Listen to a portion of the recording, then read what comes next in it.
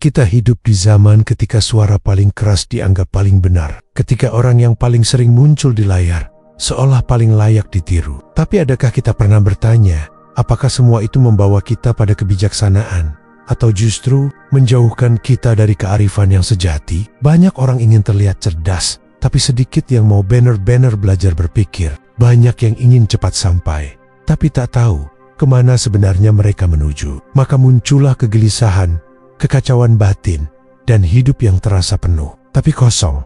Arah baru bukanlah saluran untuk mengejar tren, bukan pula tempat mencari motivasi sesaat. Ini adalah ruang untuk kembali belajar bagaimana menjadi manusia yang berpikir, yang tidak hanya menghindari kesalahan, tapi juga berani menantang kebodohan, terutama kebodohan yang dibungkus oleh kesibukan dan kepalsuan. Seperti yang dikatakan Epictetus, orang bodoh adalah mereka yang tidak tahu dan juga tidak sadar bahwa mereka tidak tahu. Maka tugas kita bukan hanya menambah pengetahuan, tapi juga menyingkirkan ilusi yang menipu kita selama ini. Di sini, kita tidak sedang diajari menjadi sempurna, tapi kita diajak untuk jujur bahwa sebagian dari penderitaan kita datang bukan karena nasib buruk, tapi karena keputusan gegabah yang kita buat sendiri. Karena kita memilih terburu-buru, meniru tanpa berpikir, dan mengejar hal-hal yang bahkan tidak kita pahami. Maka mari melambat, bukan untuk menyerah, tapi agar bisa melihat. Lebih jealous, mari diam sejenak, bukan karena kita tak mampu berkata-kata, tapi karena kita sedang belajar untuk tidak sembarangan bersuara. Karena dalam diam, kita merenung, dan dari renungan muncul keberanian untuk bertindak dengan akal. Selamat datang di arah baru, tempat di mana kita tidak hanya mencari semangat, tapi juga akal sehat. Kita sering salah kaprah soal arti bodoh. Kita pikir bodoh adalah mereka yang tidak lulus sekolah, tidak bisa menjawab soal logika, atau tidak punya gelar akademik. Padahal, sejarah telah mencatat banyak orang yang bahkan tak mengenyam pendidikan formal, tapi mampu mengambil keputusan bijak yang menyelamatkan hidup banyak orang. Sebaliknya, tak sedikit pula orang berpendidikan tinggi yang membuat pilihan ceroboh, merusak kepercayaan, atau menghancurkan masa depannya sendiri. Jadi, pertanyaannya bukan lagi seberapa tinggi IQ-mu, tapi seberapa sering kamu berhenti untuk merenung sebelum bertindak. Stoikisme tidak pernah mengagungkan kecerdasan semata. Ia tidak bicara soal kecepatan logika atau daya ingat luar biasa. Yang dijunjung tinggi oleh filsafat ini adalah kebijaksanaan, praktis kemampuan untuk memikirkan kembali, mempertimbangkan ulang, dan bertindak dengan akal. Bukan sekadar impuls, dan kemampuan itu bukan bawaan lahir. Ia dibentuk, dipilih, dan seringkali harus dilatih dalam diam. Banyak dari kita tahu apa yang benar, tapi tahu saja tidak cukup. Tanpa refleksi, pengetahuan akan berubah menjadi keangkuhan. Kita tahu berkata kasar itu menyakitkan, tapi tetap melakukannya saat emosi datang. Kita tahu bahwa memaksakan ego merusak relasi, tapi tetap melakukannya demi gengsi. Kita tahu, tapi kita tidak merenung cukup dalam untuk menahan diri. Disitulah letak kebodohannya, karena merenung itu tidak nyaman. Ia memaksa kita melihat ke dalam, mengakui bahwa mungkin selama ini kita salah, bahwa keputusan yang kita bela mati-matian itu tidak sebijak yang kita kira, bahwa amarah yang kita anggap wajar ternyata hanya topeng dari luka yang belum selesai. Refleksi membawa kita pada cermin, dan tak semua orang suka melihat dirinya dengan jujur. Itulah sebabnya, kebodohan sejati bukanlah soal ketidaktahuan, tapi soal menolak berpikir lebih dalam, menolak menginterogasi pikiran sendiri, menolak menyelami alasan di balik tindakan, dan karena menolak itu, kita terus mengulang kesalahan yang sama, jatuh di lubang yang sama, dan menyalahkan orang yang sama. Dalam ajaran Stoik, Marcus Aurelius punya satu kebiasaan penting. Ia menulis jurnal. Setiap malam, ia merenung atas tindakannya sendiri, apa yang ia lakukan hari itu, bagaimana reaksinya terhadap orang lain, dan apa yang bisa ia perbaiki esok hari. Ini bukan sekadar catatan harian, tapi latihan disiplin berpikir. Latihan untuk tidak terjebak dalam kesombongan, untuk tetap waras dalam kekuasaan, untuk tetap manusiawi di tengah tekanan. Bandingkan dengan hidup kita hari ini. Kita terburu-buru menjawab pesan, terburu-buru membalas komentar, terburu-buru mengambil keputusan besar tanpa benar-benar tenang memikirkannya. Kita membaca cepat, menyimpulkan cepat, marah cepat, tapi belajar lambat. Menghindari kebodohan berarti memberi ruang bagi kepala untuk bernapas. Tidak semua hal perlu ditanggapi, tidak semua konflik harus dimenangkan. Kadang, yang kita butuhkan hanyalah jeda untuk memastikan bahwa langkah kita bukan hanya reaksi, tapi pilihan sadar. Kebodohan tidak akan pergi hanya karena kita membaca buku. Ia pergi ketika kita bersedia berhenti, duduk diam, dan menantang pikiran sendiri. Karena kebijaksanaan bukan tentang seberapa banyak kamu tahu, tapi seberapa dalam kamu berpikir sebelum bertindak. Percaya diri adalah kualitas yang sering dipuja, dianggap sebagai kunci kesuksesan, dianggap sebagai ciri orang kuat, orang hebat, orang yang siap menaklukkan dunia. Tapi yang jarang dibicarakan adalah sisi gelap dari percaya diri ketika ia tumbuh terlalu besar, terlalu cepat, dan tak disertai kesadaran diri. Di titik itu, ia tidak lagi menjadi kekuatan, melainkan jebakan. Stoikisme mengajarkan kehati-hatian. Ia tidak mengagungkan kepercayaan diri yang berisik, melainkan mendorong kejelasan batin. Karena bagi seorang stoik, semakin besar kekuatan, semakin besar pula tuntutan untuk mengendalikannya, termasuk dalam hal keyakinan pada diri sendiri.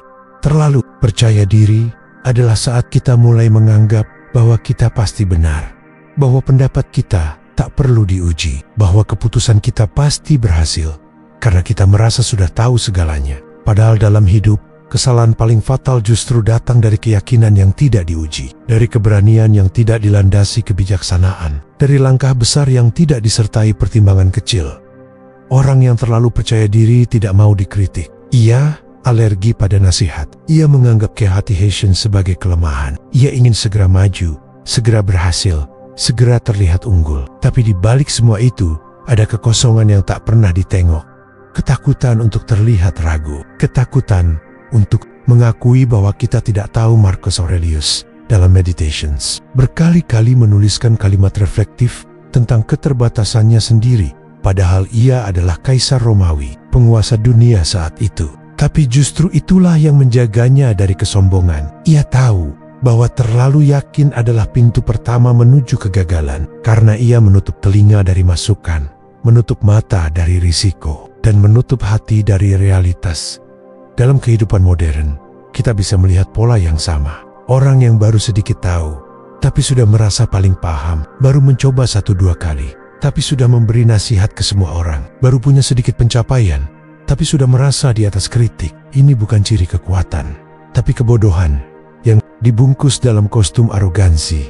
Terlalu percaya diri membuat kita melangkah tanpa menengok ke kiri dan kanan. Kita pikir jalan ini aman karena kita yang memilihnya. Kita pikir pendapat kita benar karena kita yang mengucapkannya. Tapi bukan soal siapa yang bicara, melainkan apa yang benar. Kita pernah menyakiti orang karena terlalu yakin dengan persepsi kita. Kita pernah kehilangan peluang karena terlalu yakin dengan penilaian dangkal. Kita pernah menyesal karena terlalu cepat melangkah hanya karena merasa sudah pasti benar. Orang bijak adalah mereka yang tahu bahwa ia bisa salah. Ia tapi tidak buta. Ia melangkah tapi tetap mendengar. Ia punya pendirian, tapi tidak menolak kemungkinan bahwa pendiriannya bisa diperbaiki. Disitulah kepercayaan diri yang sehat lahir, bukan dari ego, tapi dari kerendahan hati. Stoikisme tidak melarang kita untuk yakin, tapi ia mengajarkan untuk selalu bertanya, bagaimana jika aku keliru? Itu bukan pertanyaan pesimis, itu pertanyaan yang menyelamatkan. Karena dari situlah muncul keinginan untuk mendengarkan lebih banyak, belajar lebih dalam, dan berpikir lebih tenang.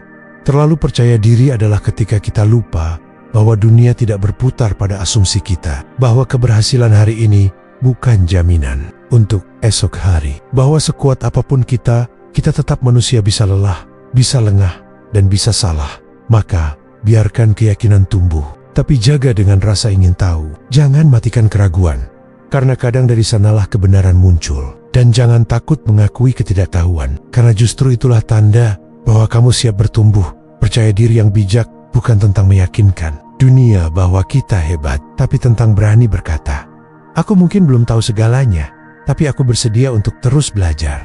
Dalam hidup ini, banyak keputusan buruk tidak lahir karena niat jahat, tapi karena terburu-buru. Kita terlalu cepat mengambil sikap, terlalu cepat menilai, terlalu cepat ingin hasil, dan dari situlah kebodohan mulai tumbuh.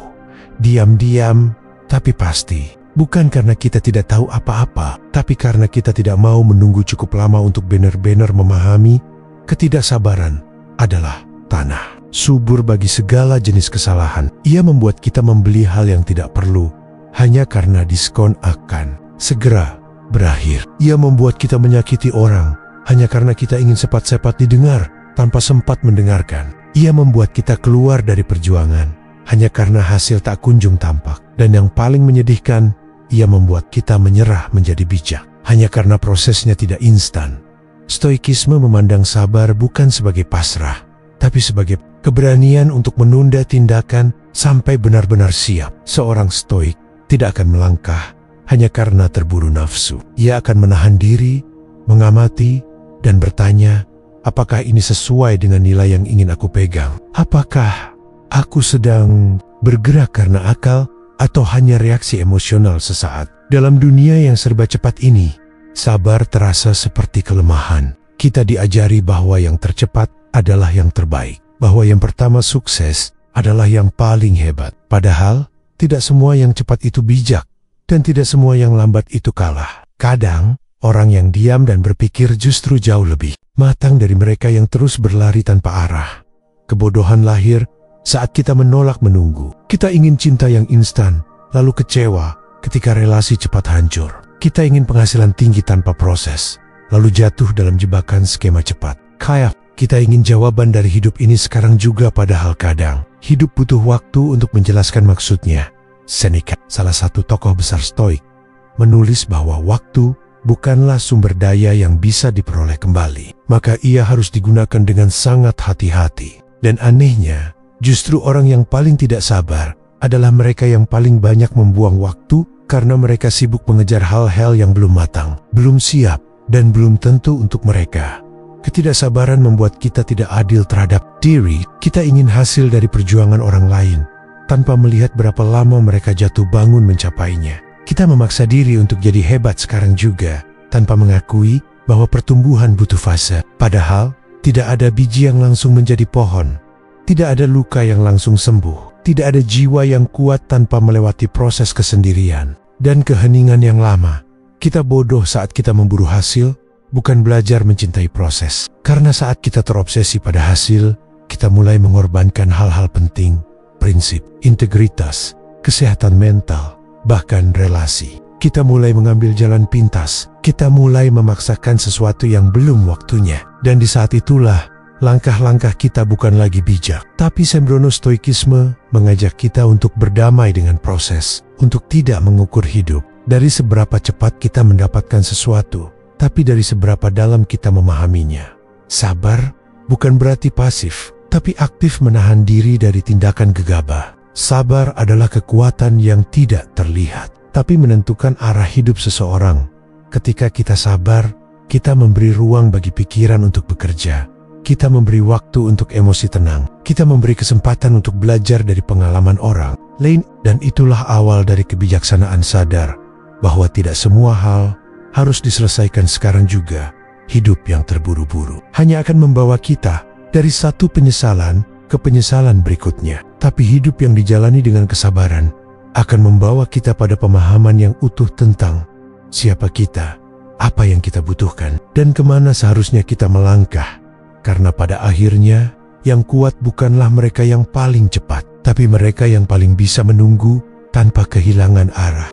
Kita semua tumbuh dengan meniru. Sejak kecil, kita belajar berbicara karena meniru suara orang tua. Kita belajar berjalan karena melihat bagaimana orang lain melangkah. Dalam hal ini, meniru bukan hal buruk, ya bagian dari proses belajar. Tapi, yang menjadi masalah adalah ketika proses meniru itu berlanjut tanpa pernah disertai pertanyaan. Apakah ini benar untukku? Dalam dunia yang bising seperti sekarang, di mana segala hal bisa dilihat, ditiru, dan dikagumi hanya dalam hitungan detik, kemampuan untuk berpikir mandiri menjadi langka. Kita begitu mudah mengadopsi gaya hidup orang lain, pendapat orang lain, tujuan orang lain, bahkan rasa cemas orang lain tanpa benar-benar menyaring, tanpa benar-benar memahami. Kita meniru bukan karena sadar, tapi karena takut tertinggal.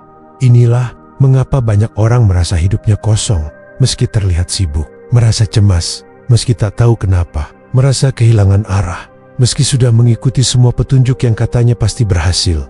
Karena apa yang mereka jalani bukan milik mereka, bukan pilihan yang tumbuh dari kesadaran pribadi, tapi hanya hasil meniru yang tak pernah diuji, tak pernah dipertanyakan. Meniru tanpa bertanya adalah jalan tercepat menuju kehampaan. Karena semakin jauh kita berjalan di atas nilai-nilai orang lain, semakin kita menjauh dari keutuhan diri sendiri. Kita akan sibuk mengejar apa yang tidak pernah kita inginkan sejak awal. Kita akan kelelahan membuktikan sesuatu yang sebenarnya tidak perlu. Kita akan terus merasa gagal karena kita sedang berusaha menjadi orang lain. Filsafat Stoik sangat keras terhadap hal ini. Marcus Aurelius menulis dalam Meditations, "Jangan hidup seperti kau akan hidup 1000 tahun lagi." Maksudnya, bukan hanya soal waktu, tapi soal keberanian untuk menjalani hidup yang benar-benar milikmu. Bukan hidup pinjaman dari ekspektasi orang lain. Kita sering mengira bahwa meniru jalan orang lain akan mempercepat kesuksesan. Tapi kenyataannya, kita justru bisa tersesat lebih dalam. Karena jalan itu bukan dibangun untuk kaki kita. Kita tidak tahu arah anginnya, tidak tahu batu apa yang akan membuat kita jatuh, dan tidak tahu tujuan akhirnya akan membuat kita bahagia atau justru hampa.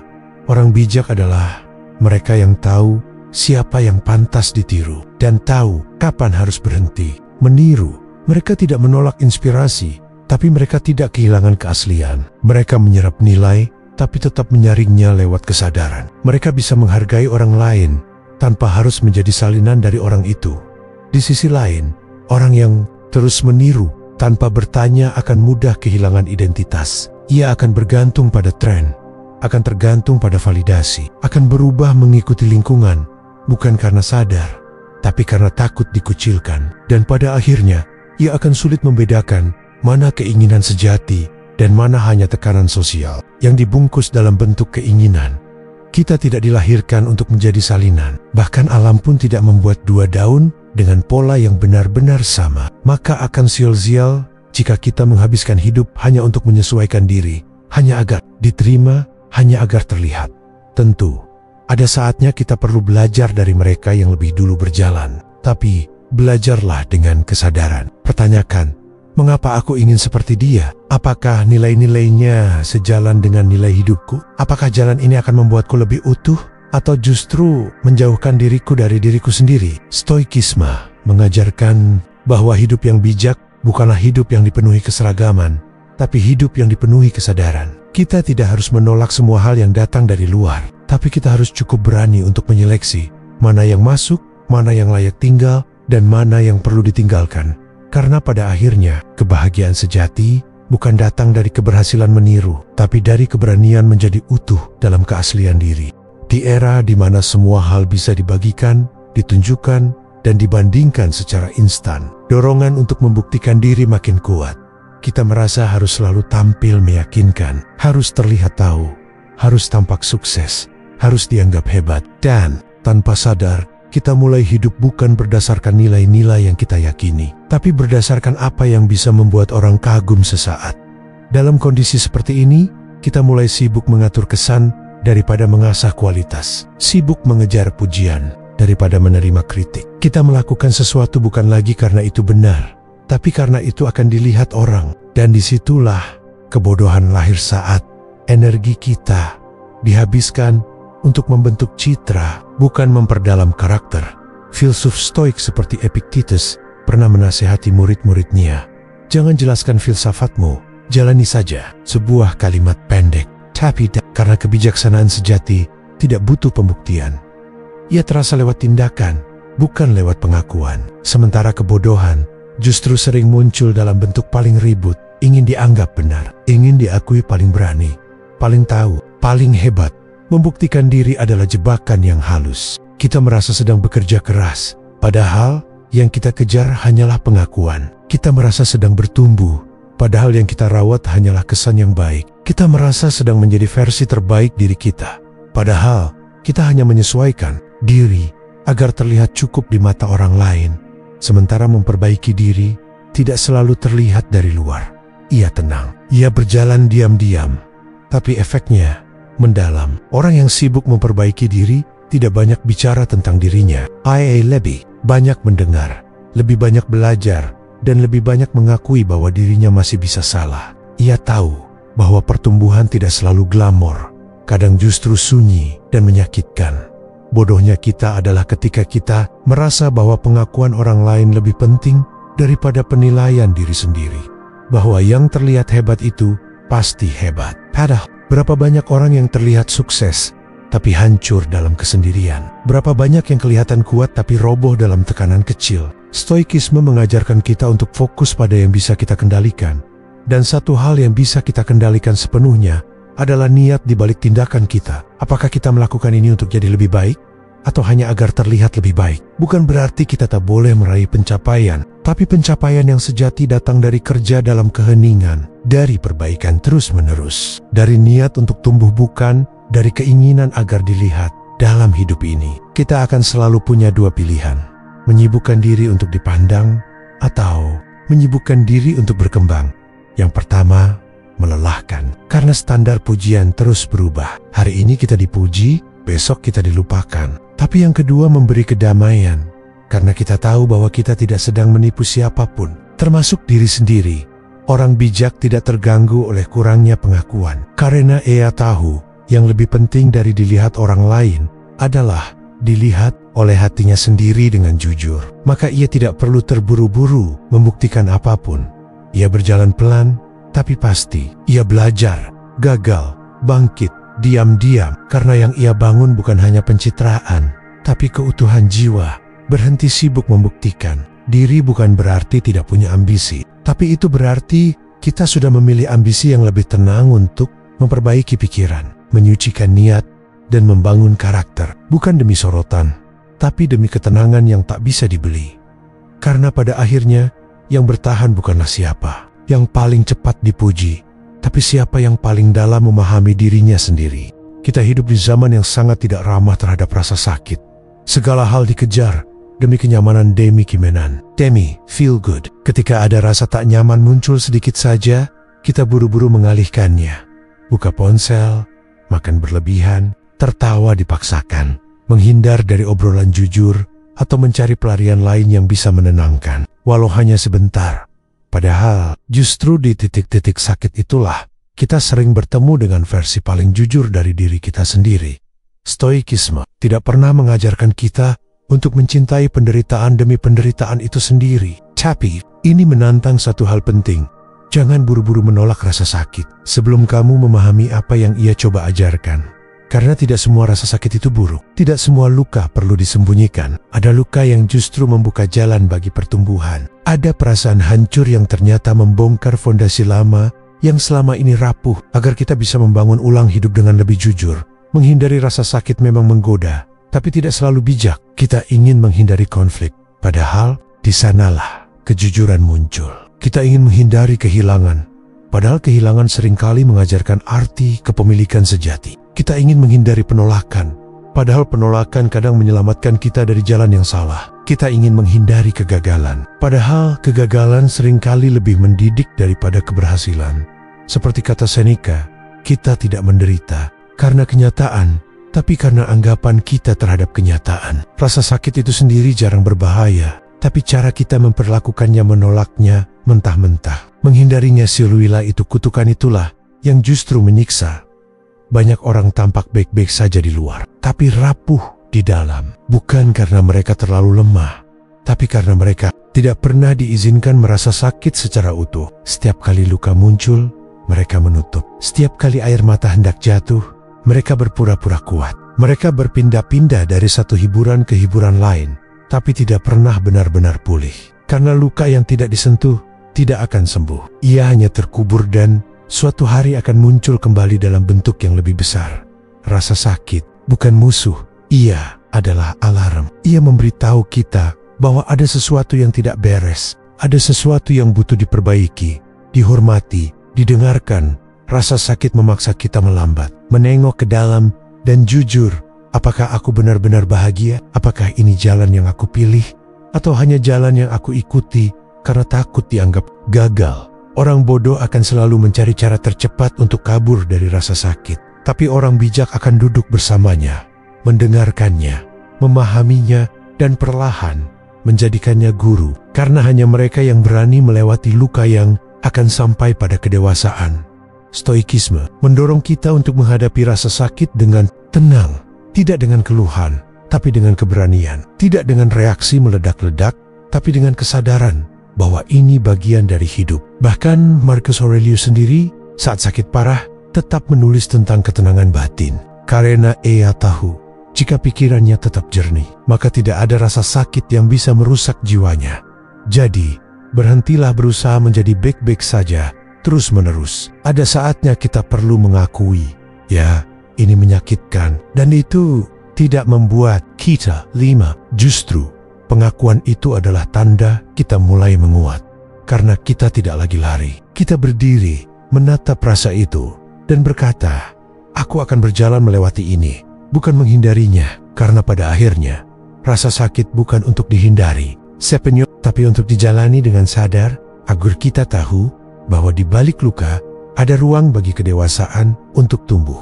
Ada fenomena menarik dalam hidup modern. Semakin banyak orang yang bicara, semakin sedikit yang benar-benar mendengar. Semakin sering kita mengunggah dan membagikan cerita, semakin sunyi isi batin kita sendiri. Seolah dunia luar penuh suara, tapi dunia dalam kering dari makna.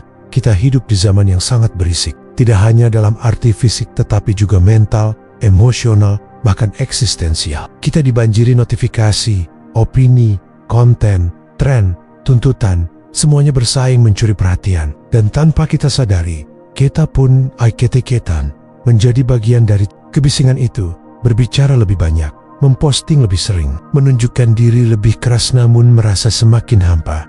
Ini bukan soal teknologi, bukan soal media sosial. Ini soal kecenderungan kita untuk mengalihkan rasa kosong di dalam dengan kebisingan dari luar. Ketika kita tidak nyaman dengan sunyi, kita akan memaksakan diri untuk terus terdengar. Ketika kita tak tahu siapa diri kita sebenarnya, kita akan menciptakan versi yang ramai agar tak terlihat sepi.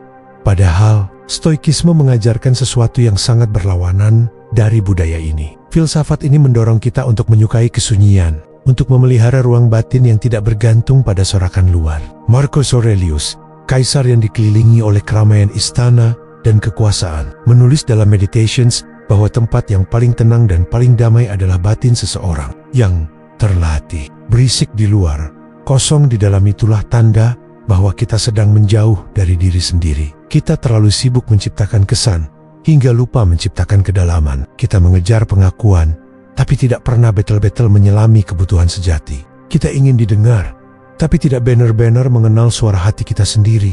Dan ini bukan sekadar teori. Lihatlah bagaimana banyak orang hari ini merasa gelisah tanpa tahu kenapa. Mereka merasa lelah, bukan karena pekerjaan fisik, tapi karena kebutuhan untuk terus tampil, untuk terus terlihat, untuk selalu ada di tengah arus padahal dalam dirinya sendiri. Mereka justru merasa hilang. Berisik di luar bisa jadi mekanisme pertahanan, karena jika kita diam, kita harus menghadapi suara batin yang mungkin menyakitkan. Pertanyaan-pertanyaan sulit akan muncul.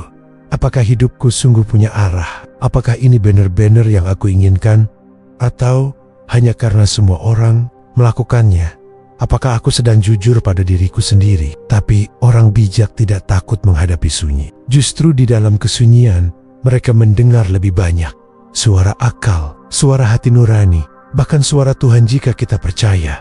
Kosong di dalam bukan berarti tak punya isi, tapi berarti kita belum pernah duduk tenang untuk benar-benar melihat apa yang sudah ada di sana. Kita begitu terbiasa mencari validasi eksternal, hingga lupa bahwa keutuhan tidak datang dari luar, melainkan dibentuk perlahan dari dalam, dari kejujuran, dari kedisiplinan berpikir, dan dari keberanian untuk tidak selalu harus terlihat. Filsuf Stoik juga sering mengingatkan bahwa hidup yang baik bukan yang paling ramai, tapi yang paling terarah. Kita tidak butuh sorakan untuk menjadi berarti. Kita hanya butuh tahu bahwa langkah kita tidak keluar dari nilai yang kita yakini, bahwa kita bisa hidup diam-diam, tapi tetap dalam keutamaan, tetap utuh meski tidak viral. Berisik di luar tidak akan pernah menyembuhkan batin yang kosong. Justru kebisingan itu bisa membuat kita semakin jauh dari kebenaran yang kita cari. Maka berhentilah sejenak, diam, dengarkan isi kepala, dengarkan detak hati. Apa yang sedang kosong? Apa yang selama ini ditutupi dengan segala keramaian? Karena kedamaian sejati tidak ditemukan dalam sorakan luar, tapi dalam keheningan yang penuh makna di dalam.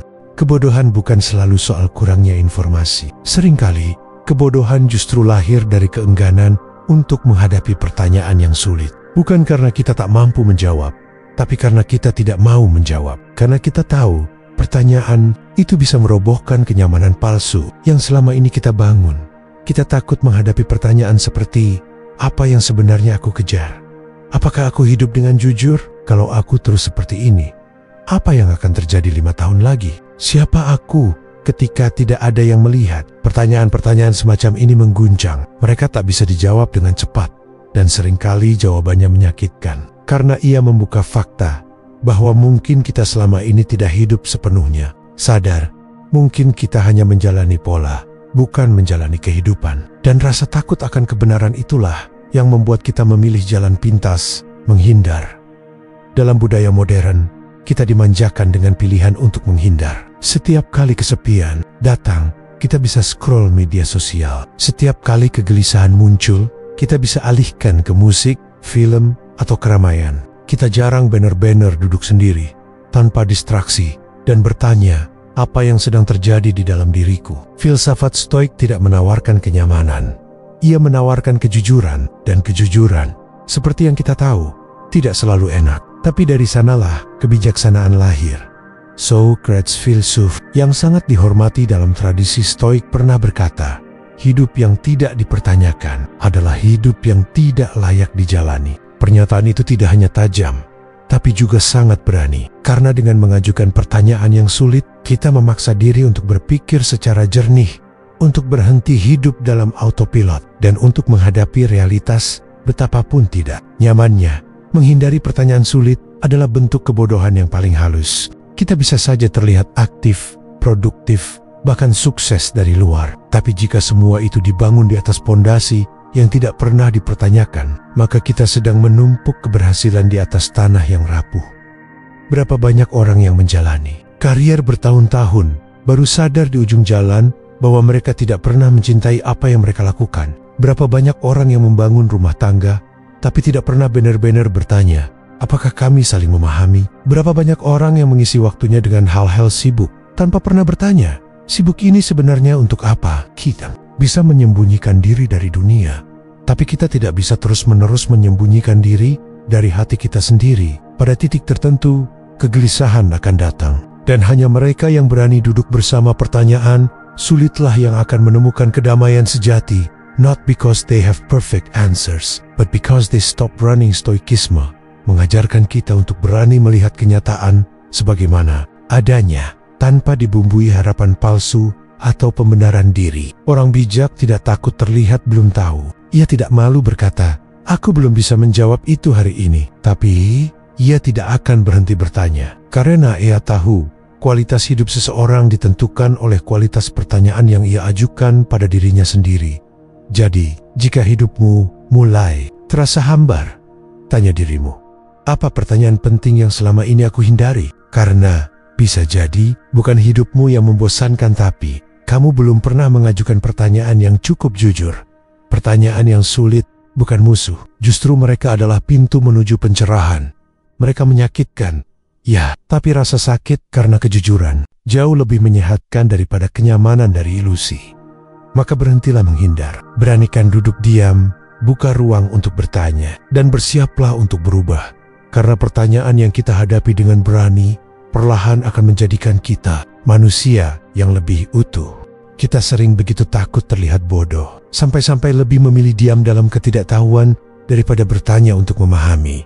Kita menahan pendapat karena khawatir salah. Kita menunda belajar karena malu mulai dari nol. Kita menolak mencoba hal baru karena takut ditertawakan. Dan tanpa sadar, justru disitulah kebodohan itu tumbuh, bukan karena kita benar-benar tidak tahu, tapi karena kita tidak berani terlihat tidak tahu.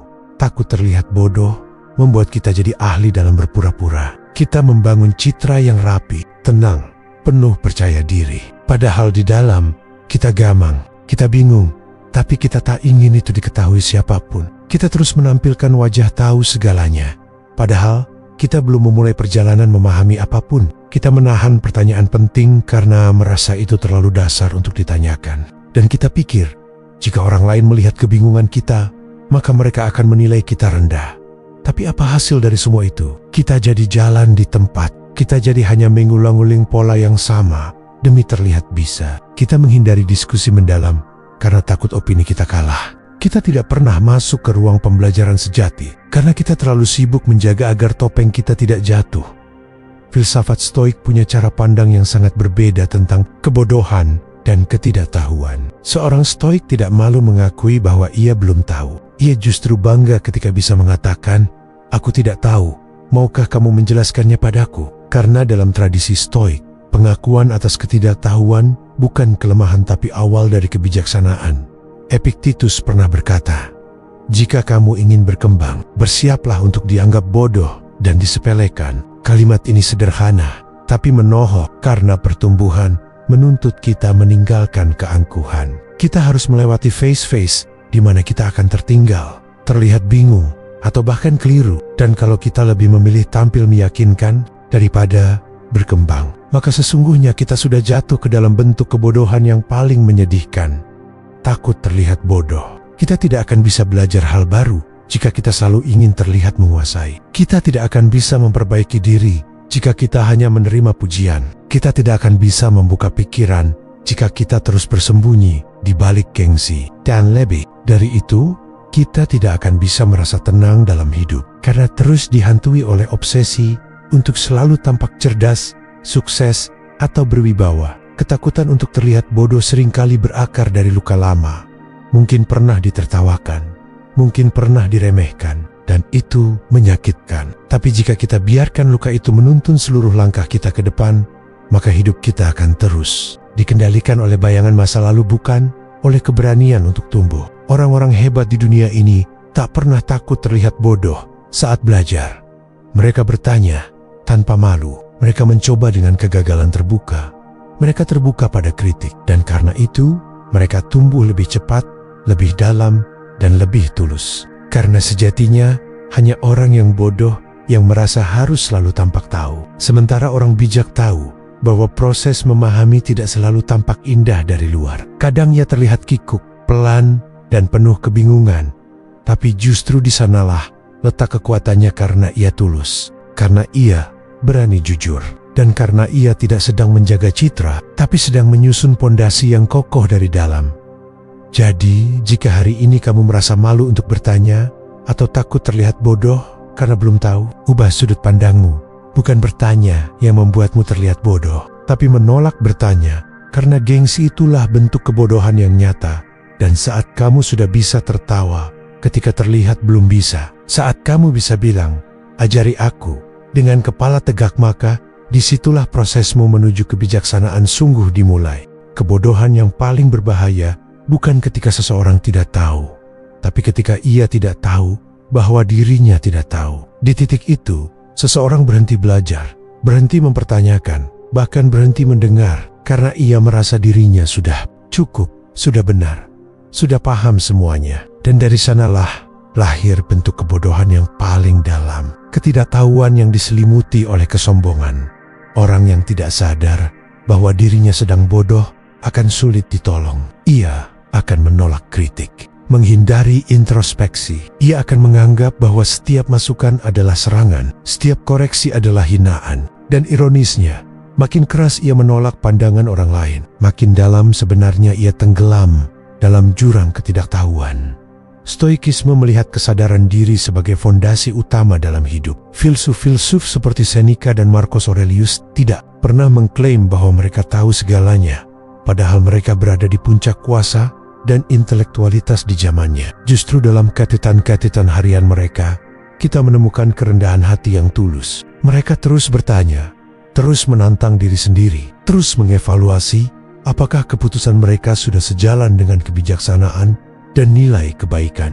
Karena mereka tahu, bahaya terbesar bukanlah kekurangan pengetahuan melainkan keyakinan yang keliru bahwa kita sudah tahu segalanya.